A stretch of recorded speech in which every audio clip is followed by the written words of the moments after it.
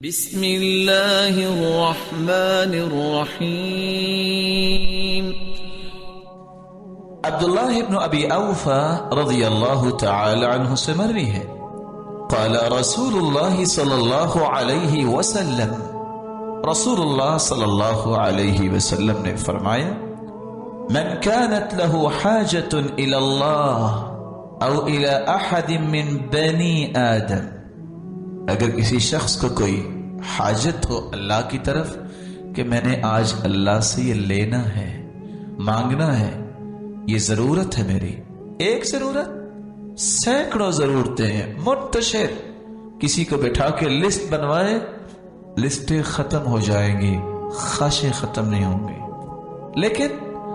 اگر سب کو پورا کروانا چاہو اللہ سے یا اللہ کے کسی بندے سے، فَلْيَتَوَضَّ، وضو کیجیے، فَلْيُحْسِنِ الْوُضُوءَ،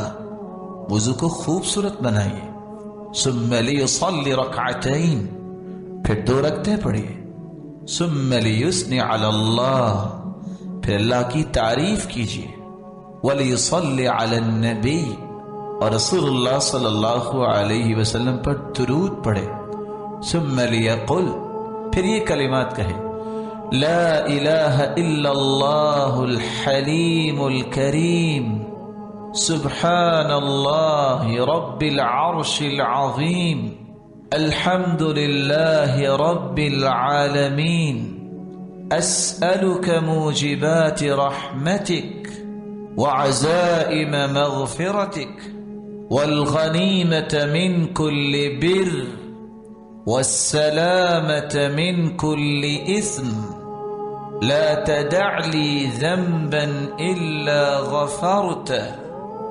ولا هما إلا فرجته ولا حاجة هي لك رضا إلا قضيتها يا أرحم الراحمين۔ جامع ترمذی کی یہ روایت ہے، اور ابن ماجہ کی روایت کی الفاظ بھی ہیں، ثم يسأل من امر الدنيا والآخرة ما شاء فإنه يقدر، دنیا کی کوئی چیز مانگے، آخرت کی کوئی چیز مانگے، ما شاء، خوش ہو جائے، اللہ تعالیٰ فوراً اسے عطا کر دے۔